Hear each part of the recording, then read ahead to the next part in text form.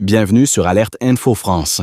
Aujourd'hui, nous analysons une situation politique majeure en République démocratique du Congo, où le président Félix Tshisekedi semble confronté à des défis sans précédent. Dans cette vidéo, nous décortiquons les dynamiques de soutien et de défiance qui traversent le cercle politique autour de lui et examinons les conséquences potentielles pour l'État et la nation. La République démocratique du Congo traverse une période où la loyauté envers le pouvoir se fragilise.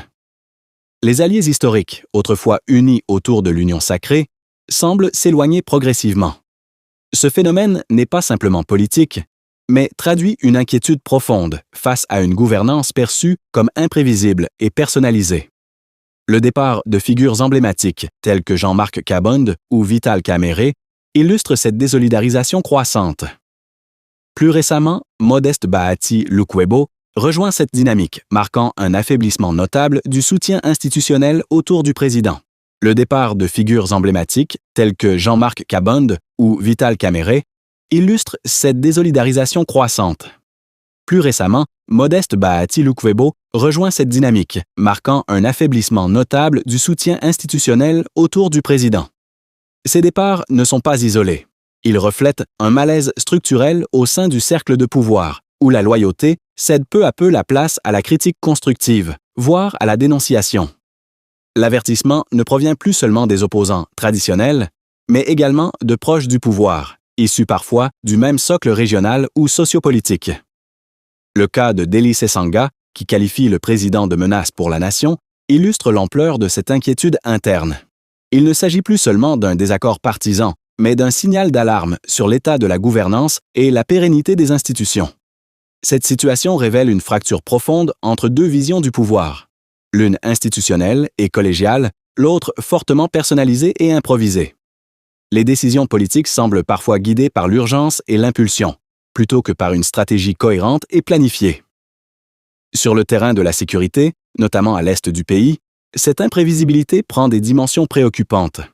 Les villes de Goma et Bukavu illustrent les conséquences d'une stratégie de sécurité qui manque de clarté et d'objectifs hiérarchisés.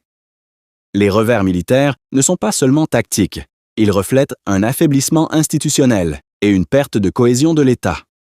La crédibilité internationale du pays est également affectée, alors que les partenaires régionaux et mondiaux observent avec attention la situation. Le risque de reproduire des erreurs historiques est réel, surtout dans un contexte où les enjeux régionaux se complexifient. L'ingérence extérieure et la volatilité des rapports de force accentuent la nécessité d'une stratégie claire et mesurée. Le mode de communication du pouvoir, centré sur l'invective et la mise en accusation, fragilise le dialogue et la construction de compromis durables. La force d'un État se mesure moins à la vigueur de ses proclamations qu'à sa capacité à organiser et structurer l'action publique sur le long terme. L'avertissement adressé aujourd'hui à la gouvernance du pays est donc un appel à la lucidité et à la responsabilité civique. Il s'agit de tirer les leçons du passé pour éviter que l'avenir de la République démocratique du Congo ne se construise sur des décisions hâtives aux conséquences potentiellement irréversibles. En résumé, la situation politique autour de Félix Tshisekedi illustre une tension profonde entre loyauté et défiance, entre improvisation et stratégie. La cohésion de l'État, la crédibilité internationale et la stabilité nationale sont en jeu. Merci d'avoir suivi cette analyse sur Alerte Info France. Si cette vidéo vous a éclairé, n'oubliez pas de vous abonner à notre chaîne et de laisser un like pour soutenir notre travail et rester informé des dernières actualités politiques et sociales.